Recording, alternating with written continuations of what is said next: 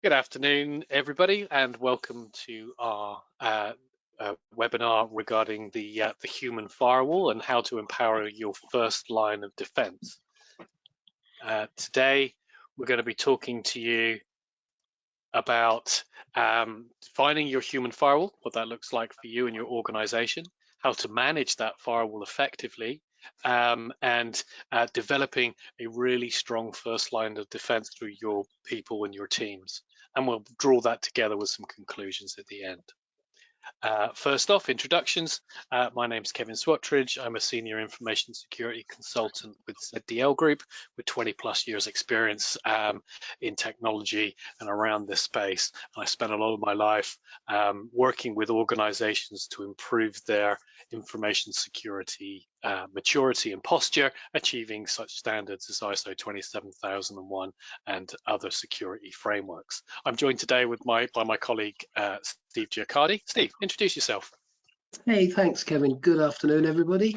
I'm Steve Giaccardi, and I'm Senior Information Security Consult Manager here at ZDL Group. Similar to Kevin, I've got over 20 years experience working in the tech sector, focused specifically on information security in the last sort of decade or so. Certified information systems auditor, and I specialise in governance, risk and compliance and ISO 27001 implementations. Thanks, Kev. Fantastic, thanks, Steve. So we're going to start you off with a kind of rhetorical question, really. What percentage of cyber issues can be traced back to human error?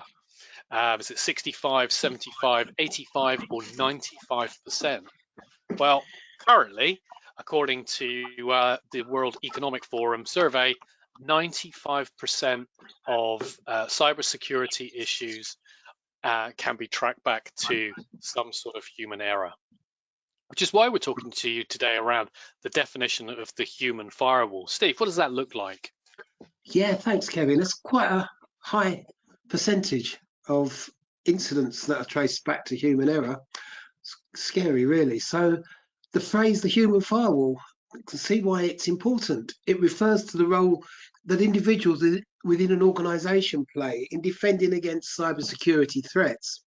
So unlike traditional firewalls, which are hardware or software designed to block unauthorized access to a network, a human firewall consists of the employees who are trained to recognize and respond to cyber threats.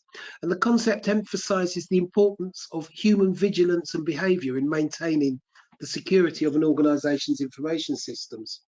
See, employees often encounter threats directly, sort of through emails, phone calls, and online interactions, which means that their vigilance is crucial to the safety of the organization. Educated and aware employees are a lot less likely to fall victim to social engineering attacks and other manipulation tactics. And the extent of the individual's knowledge about cyber threats and cybersecurity practices determines their ability to recognize and respond effectively to threats. Previous encounters, for example, are also very important and play a role in understanding how individuals will respond to cyber threats. I mean, individuals who have been victims of cyber attacks may be more cautious and more proactive in their security behaviours. And again, keeping the employees informed about the latest security trends and the threats that are out there helps to raise that awareness within the organisation. And then another thing that's really key is to instill a sense of personal responsibility for cybersecurity amongst employees, because this ensures that all employees, regardless of their role, are engaged and take security seriously. So establishing and enforcing clear cybersecurity policies and procedures is something that the leadership can do, which will help to encourage prompt reporting of suspicious activities or potentially security incidents. So these sort of things really is what we're going to be looking at today, how we can improve the response times, how we can improve people's understanding of the threats that they're facing, and how we can improve their awareness of their responsibility in helping to secure the organizations that they're working for. But what exactly is it that we're preparing these people to defend against? So we've got all of the usual sort of suspects. We've got the phishing attacks. We've mentioned social engineering, but as I mentioned in the previous slide, what's really key to this is making sure that we have ongoing training and ongoing awareness, because the landscape's changing, and now we have threats that come in the shape of AI-powered malware, and that's malware that uses AI, artificial intelligence, to learn and adapt to defenses, making it harder for those antivirus solutions to detect and makes it more difficult for those other platforms to mitigate those attacks. We have deep fake attacks coming, which is where artificial intelligence is used to create realistic but fake audio and video content for phishing, disinformation, and fraud attacks. We have the Internet of Things device exploits, which has increased recently. And with every device now that's coming out of the market being smart in some way, shape, or form, this leads to more entry points for attacks, because these devices are very often poorly secured. And this has led to an expanded attack surface, especially driven by the widespread adoption of 5G, which has increased the number of connected devices and data throughput, providing even more opportunities for attacks. And a final sort of word is the rise in biometric spoofing, which is creating fake biometric data to bypass security systems. So we've got all of these different threats, we've got all of these different attack vectors coming at us, but then the thing is, what we're really looking at here is the human firewall. There's a human element, and I think there's an area of this that you're going to look at, Kevin. Yeah, absolutely. So for all of the technical elements with regards to cybersecurity in the space that we operate in, ultimately it really is about people and how they perceive and operate within that technical environment in order to be able to provide the most secure human firewall, as the title of this presentation alludes to.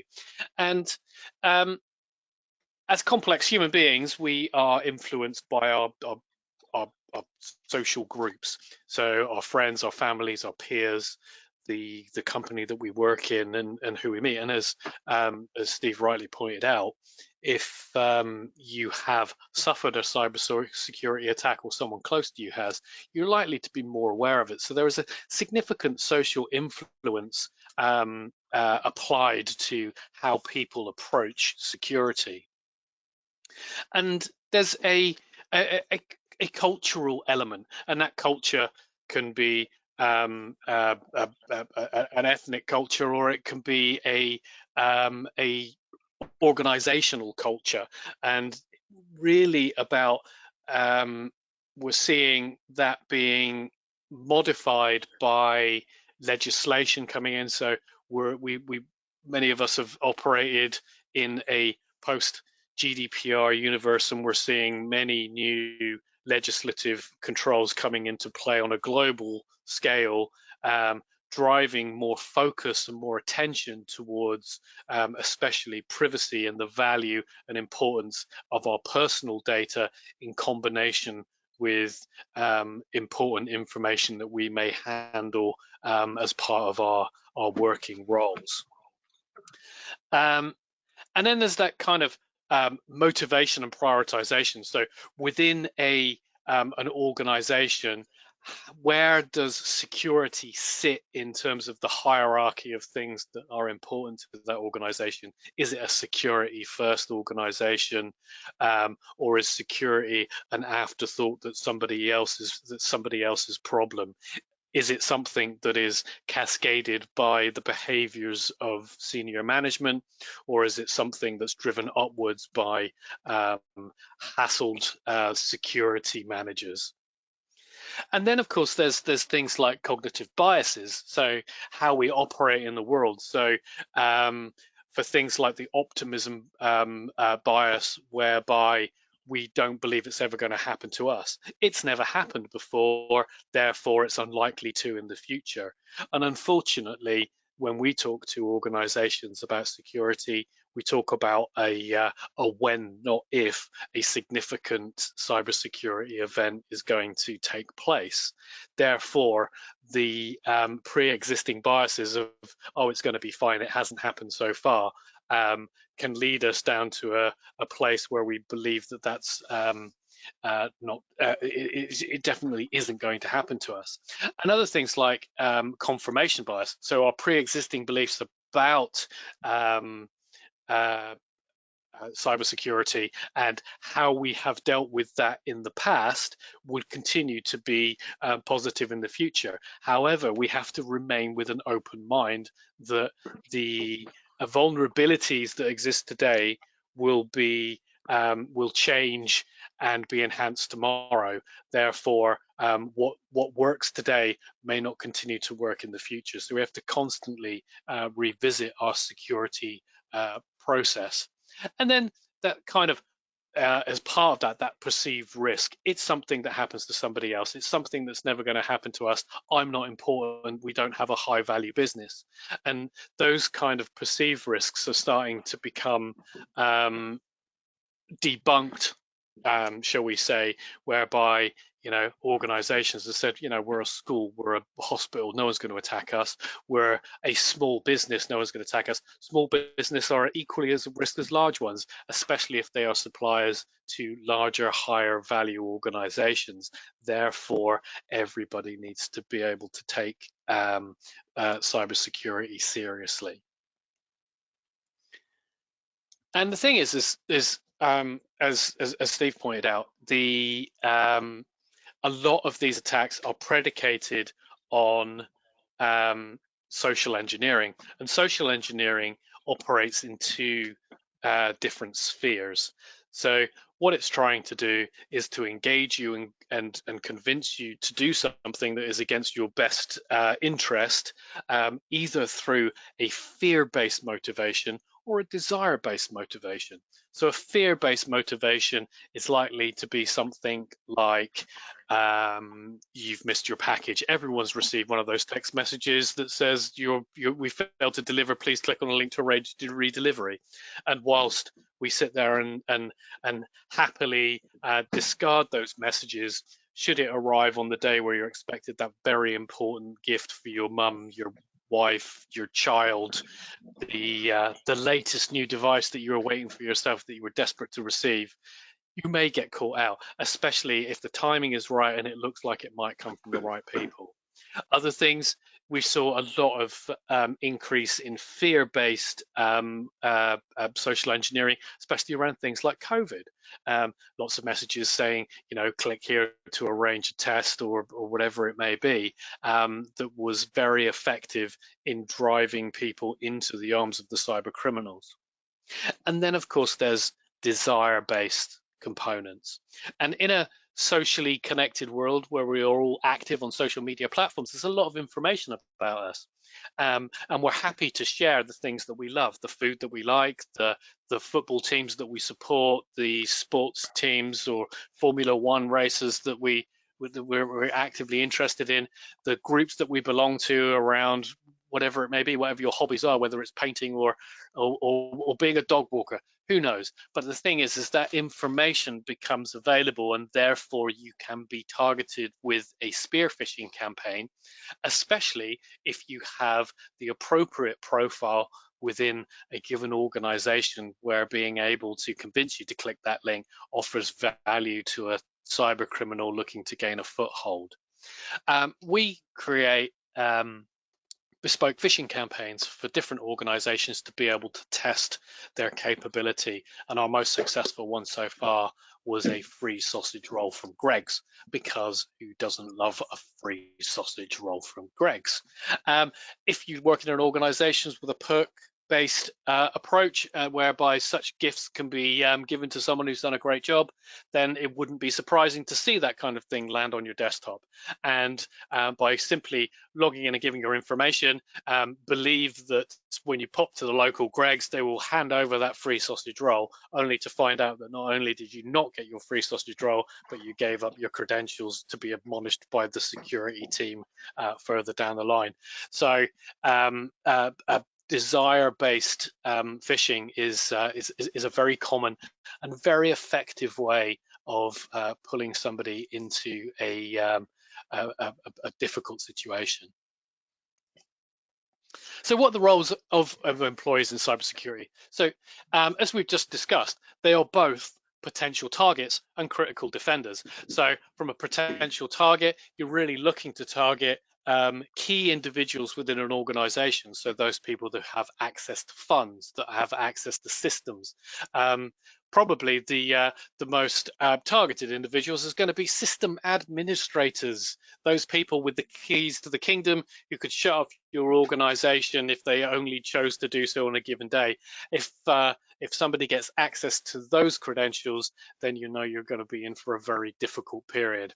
And of course, critical defenders as well. That human firewall, that team, the employees, they are there to identify the potential threats and the phishing campaigns that they feel that they've received in order to be able to flag them accordingly. And as Steve pointed out earlier, and something that we'll revisit throughout this conversation, is very much that the people within your organization are active participants within the security profile, that everybody is in security and has a responsibility to protect company assets, and not just the devices and equipment that they are given, but the information that they have access to, that is the crown jewels of any given organization. So driving that sense of ownership and responsibility is absolutely critical to an effective firewall being set up. And then, of course, instilling best practices into those active participants.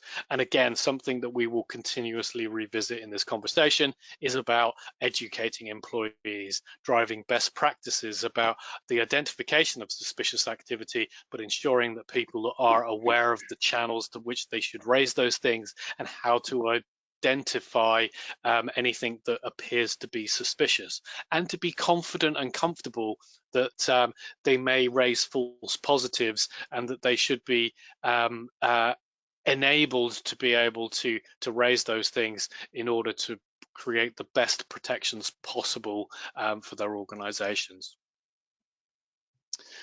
So Steve, how do we go about managing this human firewall?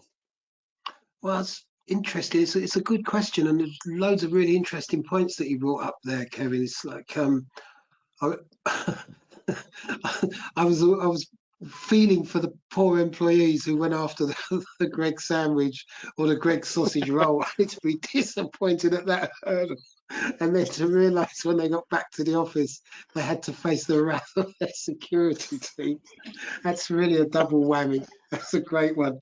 So we had a big conversation actually when we were talking about the human firewall and how best to manage the firewall to determine whether or not we should begin the process, because we feel that it's a three-step process. It's a process around governance, around risk management, and around planning. And the conversation really for us was, should we do the risk section first or should we apply the governance first? And we kind of came down on the side of starting out with governance, because you can always amend your governance if you could then do your risk assessment and determine that your governance isn't quite right. You can always tweak that.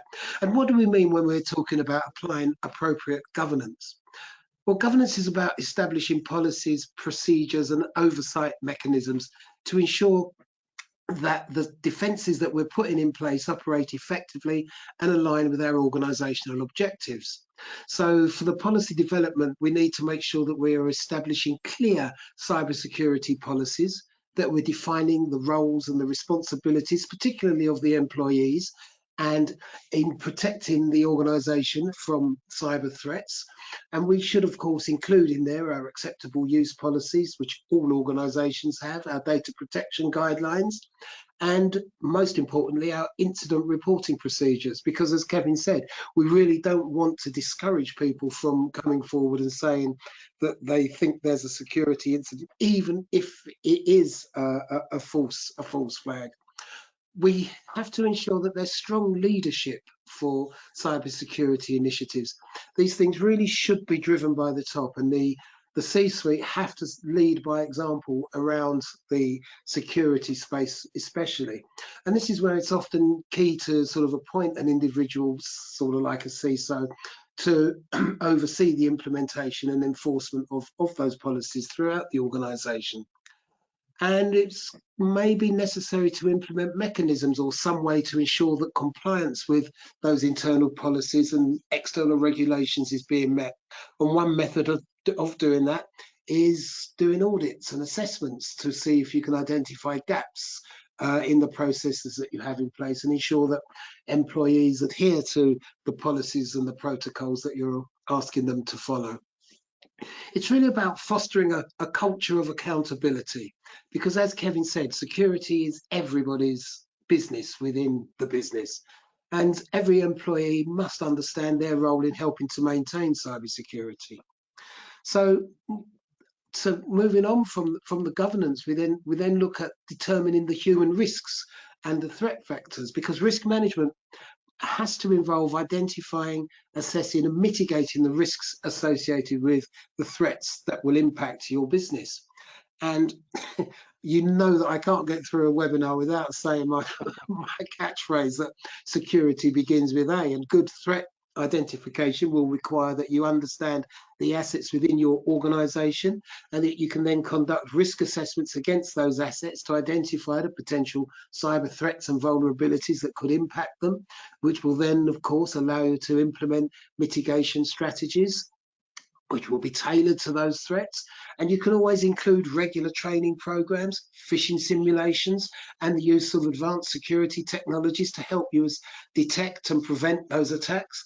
And then you have to get that incident response planning prepared and ready and tested to make sure you ensure that employees know how to report suspicious activities and that there are clear protocols for responding to the different types of threats you've identified. And then you have to build that human firewall, because you have to get them to, or you have to get your employees to understand that there is a culture of cybersecurity awareness that you need to have. And the only way you can really get that is by ensuring that you give your employees the necessary skills and tools to defend against those cyber threats. And you do that by empowering them. You're empowering them by providing them with tools, resources, and training programs to keep them informed about the latest threats and the best practices, and use a variety of training methods, do workshops, do e-learning modules, simulated attacks, anything to try and reinforce the learning and to foster a collaborative environment where employees feel comfortable sharing information about potential threats and vulnerabilities, and encourage open communication between different departments and ensure that everyone understands the importance of cybersecurity. Because it's by focusing on governance, risk management, and building that strong security culture that companies will enhance the effectiveness of their employees and better protect themselves against threats. And it's really all should be led by the executive leadership team. They have to be responsible for establishing clear cybersecurity policies that define the roles and responsibilities of employees in protecting the organisation. And this includes, as we've said, the acceptable use policy, data protection guidelines, and incident reporting procedures. There needs to be strong leadership support for cybersecurity initiatives, and the leadership must oversee the implementation and enforcement of security policies, regularly reviewing them to make sure that they're meeting the requirements of the business.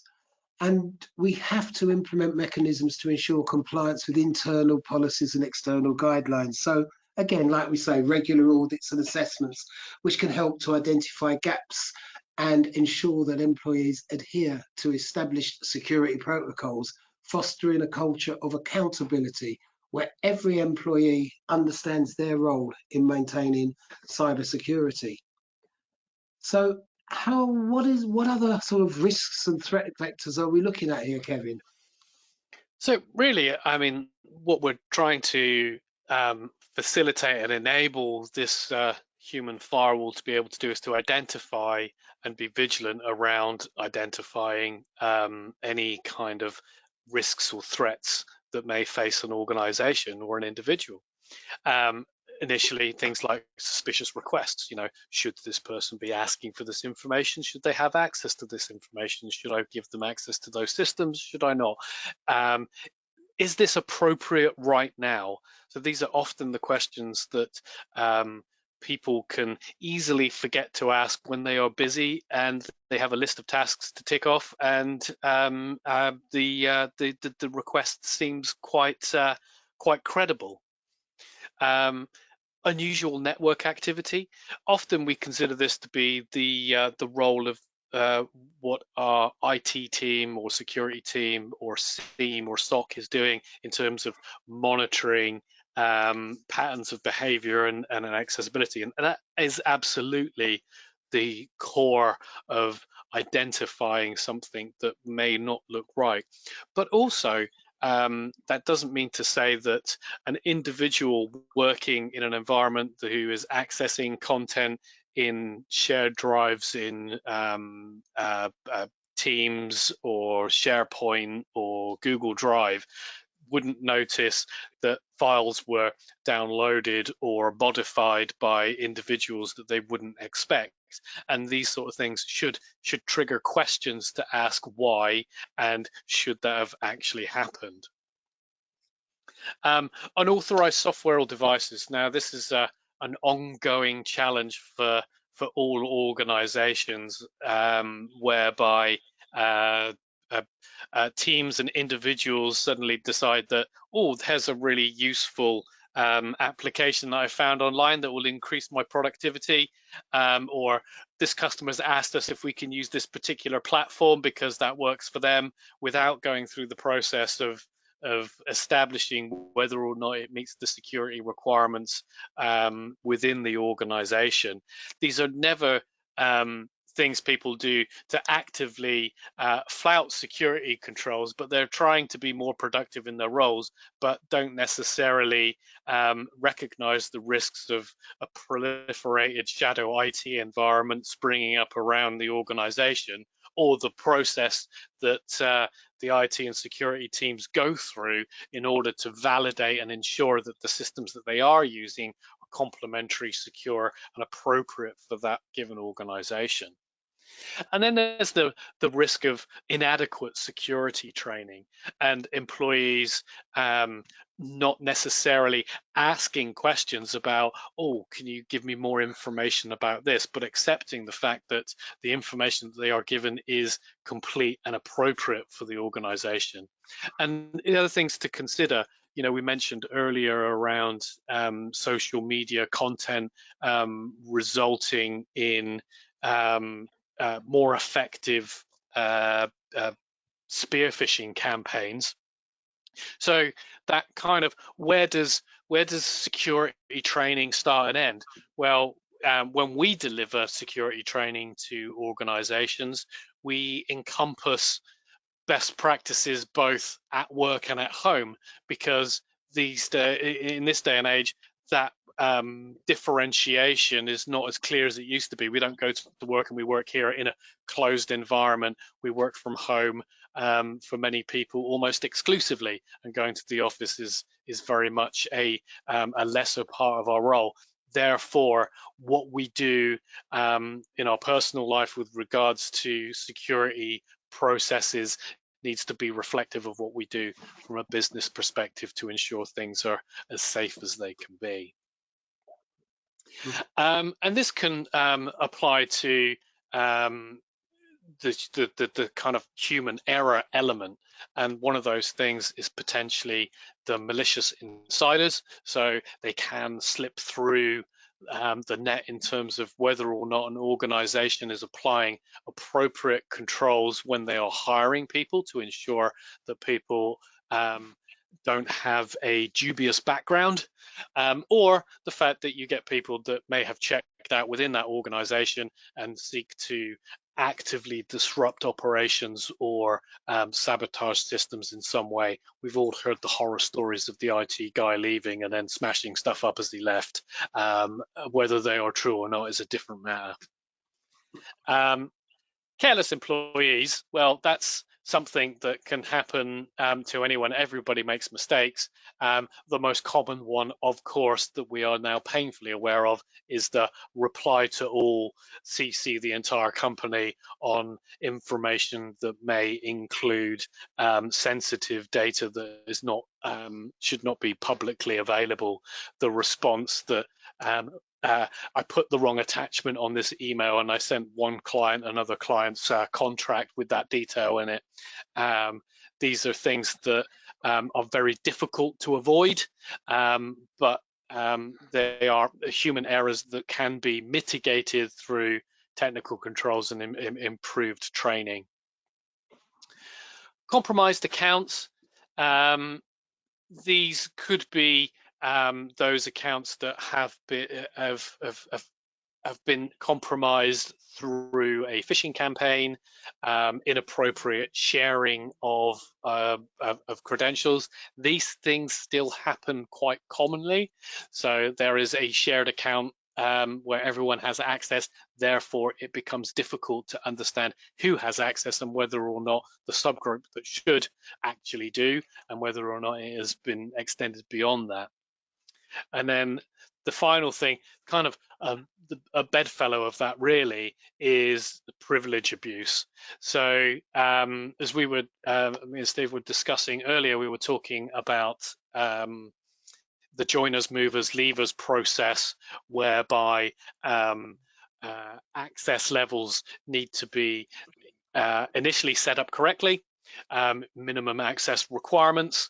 If people move roles, then obviously access within an organization's infrastructure needs to change, and access to different systems need to be added or removed.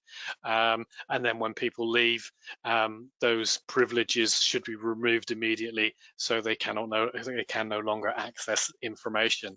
However, what we are very aware of is the movers part is the most challenging piece. So when an individual moves interdepartmentally, are those privileges amended accordingly, and could they be used to nefarious means, or for people to have access to information that they should no longer have access to? So Steve, how do we improve our defenses through strategy?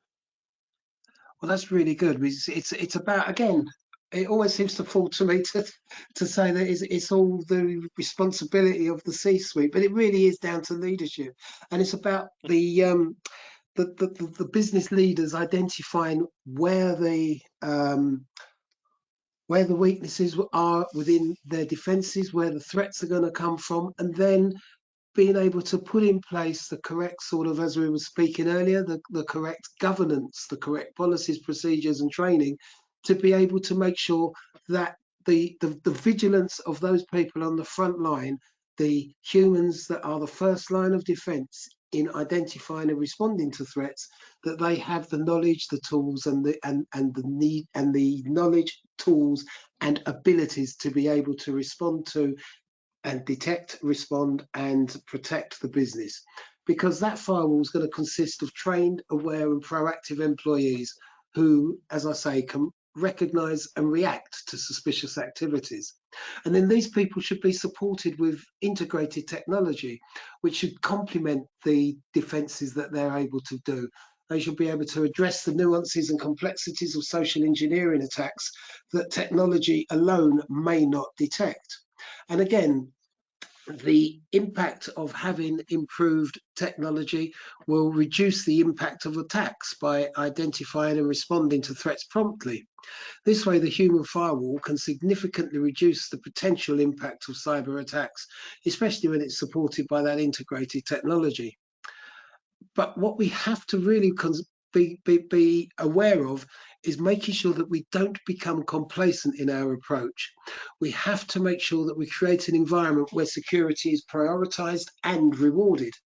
Leadership should model and reinforce the importance of cybersecurity, and we need to strike the right balance between robust security measures and user convenience. This is absolutely crucial because it's no good making everything secure if the employees are unable to do the jobs that we've employed them to do. But we do have to involve the employees in the development of security policies to ensure that we don't do things that are impractical. Then that by involving everybody in the development of security policies, or at least by listening to people, it will ensure that we're able to do practical and effective security measures, which will lead to a fully integrated approach, because it's an effective cybersecurity strategy requires an integrated approach that combines technological defenses with strong human activities to emphasize the importance of continuous improvement and adaptation to evolving cyber threats. And there it is again, it's that phrase, continuous improvement and training. It's really what we're talking about.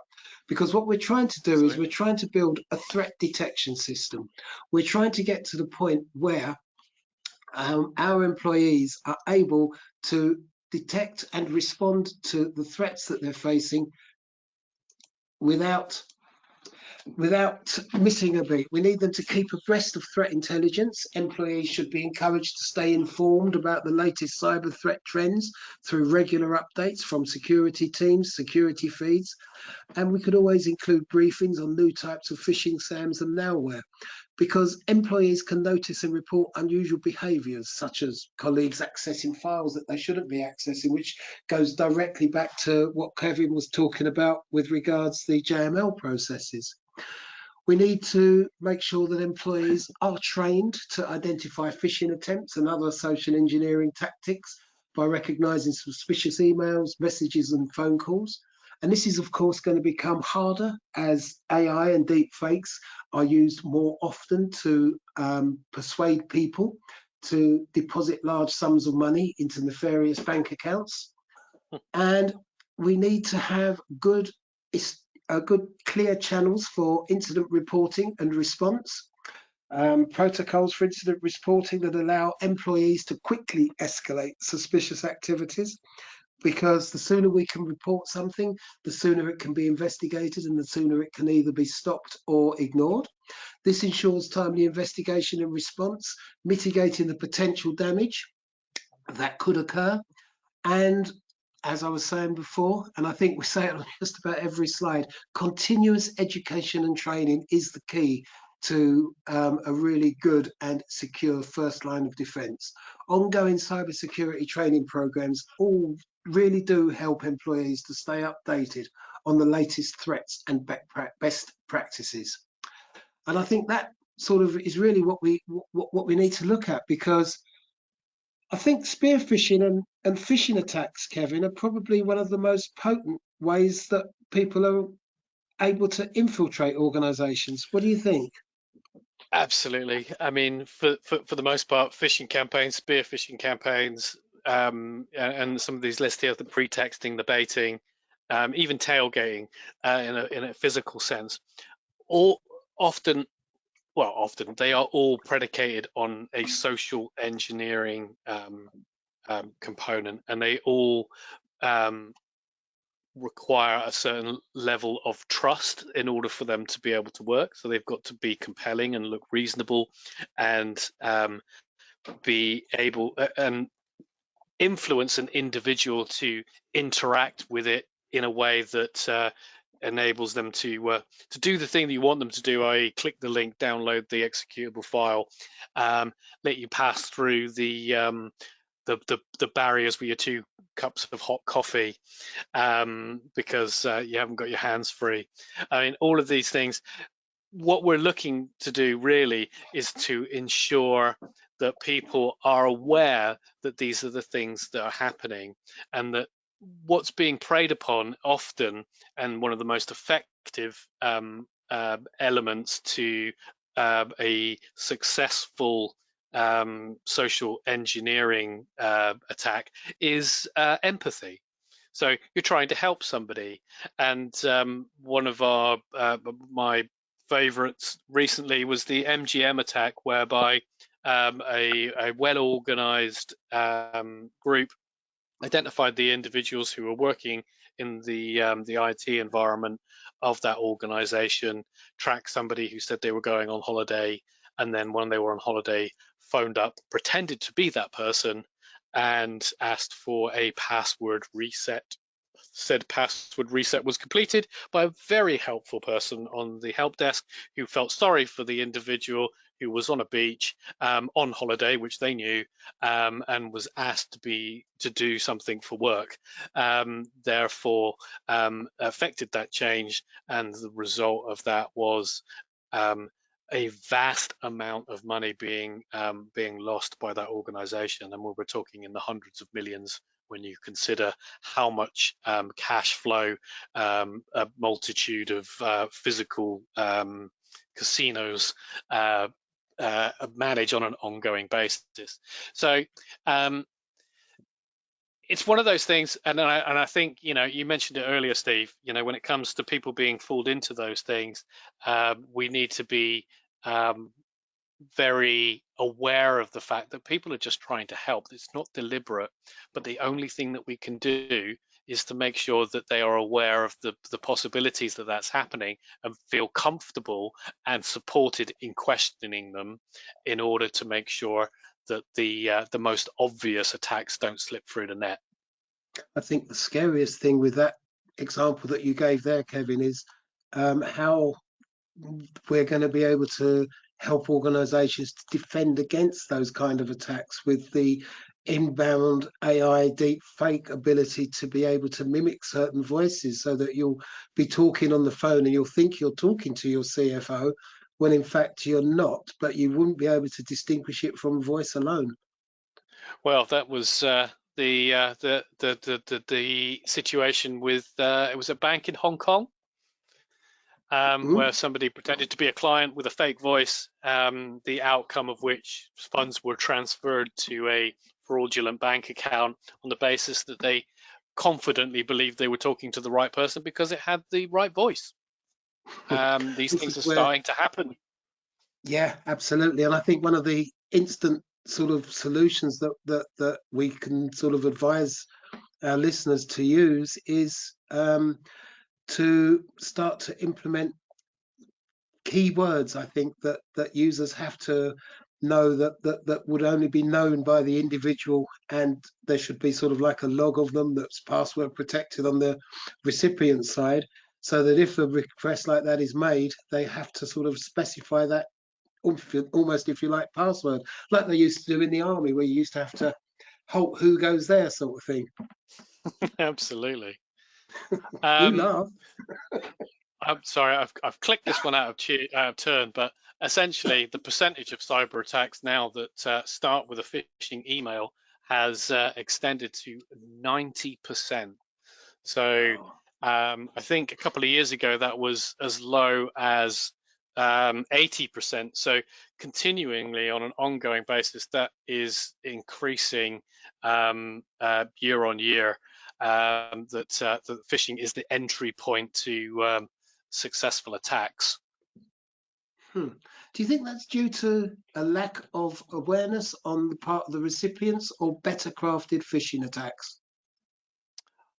I would suggest that it's a better crafted phishing attacks. So, as to your point around AI, so historically it's been relatively straightforward to identify a phishing campaign on the basis that they are often poorly formatted and poorly worded. Now that I can go to a an LLM and ask it to produce an email that looks like it came from Bank X, it becomes incredibly difficult to differentiate one email from another. They look very, very real. I can ask it to even spin up a website framework that looks just like this particular bank or service provider or whoever it may be. Oh, it's frightening, isn't it? And this is really It why we is. need to make sure that we do have continuous training programs. And look at that, Absolutely. simulated phishing exercises. It's almost as though we planned It's this, like it Kevin. grew there. And of course, we need to have role-based training. The importance of role-based training is that you then can break down your training so that it's specific to the individual, so that it's more meaningful to them. And it's not just a generic, oh, this is a security training exercise. This is actually something that's going to benefit you because in your role, this is how you may be targeted. And by doing that, you will drive your employee engagement. You will raise cybersecurity awareness right across the team, which will then benefit through better incident response training and OSINT, which is open source intelligence, which is the side of things where you look to see about the information. It's all about your digital footprint out there on the internet. So for businesses, you have to look to see whether or not your domain name's being spoofed. And for individuals, you have to be very mindful of the information that you're sharing across social media, because as in the MGM example that Kevin brought up earlier, the fact that the individual let people know that he was out on holiday provided an opportunity for the cyber criminals to be able to attack the business and masquerade as that person, because they knew he wasn't in the building, and B, he was a person of significant authority within MGM who would allow them access to the money that they were after. And then right in the center of all of that, the brick that holds it all together is executive coaching, because as I said right at the start of the webinar, security has to be led from the top. And so if we're going to be asking our employees to be mindful, vigilant, and stop the hordes at the gate, we as the leadership team have to lead by example and show them the way forward. And to support that, of course, Kev, we can use technology, I believe. Oh, absolutely. So there are a number of well-known processes that a lot of organizations are putting in place. So techniques around multi-factor authentication to ensure that if you're going to get access to somebody's system, you not only need their username and password, but possibly their face and their thumb as well.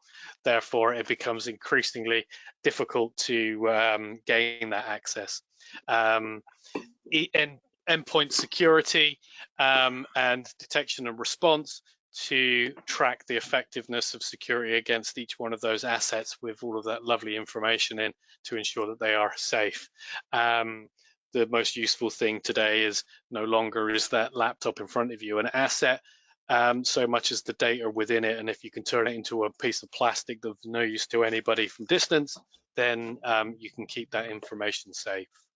And then your seams and your socks. So being able to accumulate and coordinate all of the logging information across your organization in such a way to apply friendly AI to be able to identify potentially dubious patterns of behavior and offer the opportunity to mitigate any vulnerabilities that you may identify is incredibly useful. And then your SOC to be able to manage those indications of potentially dubious patterns of behavior and flag potential incidents before they get too serious, and to manage that effectively for you should an incident occur. But then we need to be able to establish whether we're on track, Steve. What does that look like? Well, yeah, but this is a good question, because we've gone to all that, we spent all that money training people. We've got all of our MFA, our EDR, we've got the seams in our socks looking great. Is it all working? So there's a number of things we can do. The first thing we can do is basically ask people. Let's go out and ask the employees. Let's ask them, how do they see the cyber culture within this organisation? Do they feel that we've put the right controls in place? Do they feel that they've got the right skills necessary to be able to identify threats and risks that are facing them in their day-to-day job? And if they do find these things and report them, do they feel they're being listened to? And if they're being listened to, are they being acted upon? Or are they being made to feel away and so they don't particularly want to come forward and say anything? So let's ask them, because positive feedback can be a strong indication that we've hit that successful culture that we're aiming for. We need to measure the rate at which employees comply with our security policies and procedures. So do we find that people are constantly phoning up or logging in and not leaving their laptops, walking away from their laptops and not logging off, for example? If there's a high compliance rate, this is again an indication of a good, strong cybersecurity mentality and culture within the organization. What about the turnover rate of our security personnel? If you have a low turnover rate amongst your security personnel, it suggests that you've got a supportive environment that values their contributions to fostering a safety first culture. Whereas if you've got a quick turnover, you're never really going to be able to embed that security down, because one person's methodology may not be the same as the next person. So there's a break in that continuity. Your risk assessments, the frequency of risk assessments and the results they provide can give you insight into the organization's security posture. What you'd like to see is a reduction in the amount of risks that you can identify, because as your controls are expanding, the amount of risks that you're facing should decrease, because you should have mitigated the identified risks. But there should be new risks coming up on the horizon, but those new risks hopefully should be smaller, should be less. And then most importantly, you can always do security audits. So this can reveal the number and severity of vulnerabilities. So running those internal Nessus scans to have a look at your network and seeing that the number of high and medium reports are reducing month on month, because over time a decrease in critical findings will be an absolute positive signal that you've built a good, effective safety first culture within your environment. That's some of the ways I'd go around this. Kevin, are there some other things that you look at? Well, other things that we can do to check that it's working. So that's more around the kind of data points that we'd be looking for to validate that our effectiveness is good. So, like you said, in terms of asking people and looking to see if people are compliant with the policies that we put in place. Again, going back to those phishing campaigns that we're running, are we seeing an increased success rate? That could be the success rate of the fact that nobody clicked on it, or a success rate that lots of people clicked on it, depending on which way you want to measure it. But essentially, are people getting better at identifying those phishing emails over and above the normal ones? That we're able to identify that people are in fact completing the training, and potentially any evaluation of people's competencies around security subsequent to training, that they are meeting appropriate levels. And for those people that are not meeting those levels, are we then ensuring that they are going back through retraining to be able to successfully pass any kind of subsequent pop quizzes or tests? We're also going to be looking at improved incident response times. So are we as an organization effectively able to respond to incidents? And those things always start with how quickly they are identified and flagged through to the security team. So the good practice of having a cleanup exercise subsequent to handling any kind of incident, and seeing whether or not the time to containment and remediation of an incident is improving as we get more practice with it. And actually, strangely, what we would like to see potentially is an increase in the number of reported incidents. So the people within the organization are more empowered and more vigilant and more likely to be able to raise things that potentially look dubious, because we'd rather investigate a false positive than be handling the outcome of a severe cybersecurity incident. So these are the sorts of things that we could be looking to measure in order to be able to demonstrate that our human firewall is being effective. Brilliant. So I So think just a few final thoughts. final Yeah. thoughts. Yeah. Okay. So I think what we've been saying all the way through this is to encourage open communication. So final thought one is communicate, create an environment where your employees feel comfortable reporting potential security threats or breaches without fear of retribution. This can even be facilitated through anonymous reporting channels if you wish. And then culture. Encourage a company-wide ethos where security is a shared responsibility. Everybody Everyone's in works in security. security.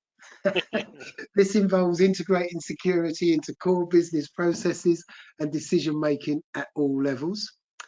And then regular security audits and risk assessments. Please conduct frequent audits to identify and mitigate potential vulnerabilities within your organizations. This will help in understanding the current security posture, and it will assist you in planning for improvements. And finally, controls.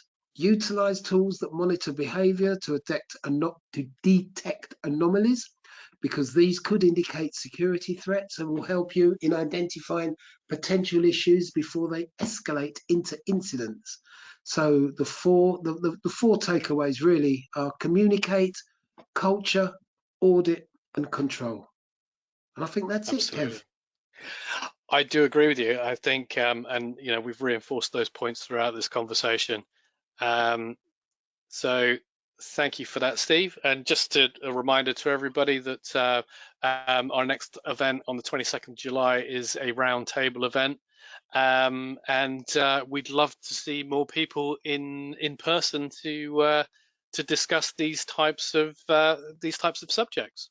But thank you everybody for attending and listening to us chat about the human firewall. And we hope to speak to you again in the future on another webinar.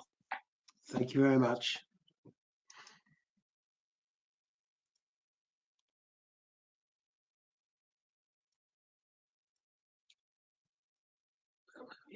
People.